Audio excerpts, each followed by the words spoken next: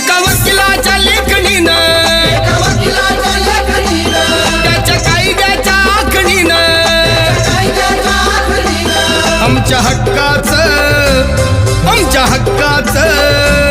आमच्या हक्काचं लेखन व माय मग कुणी नाही केलं भलं व माय अग दिल्लीचं दालन फुलं व माय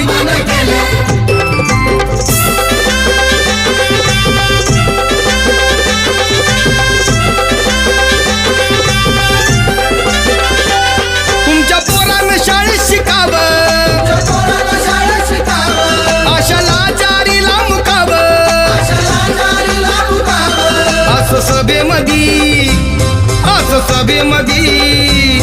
असं सभेमधी भाषण व माय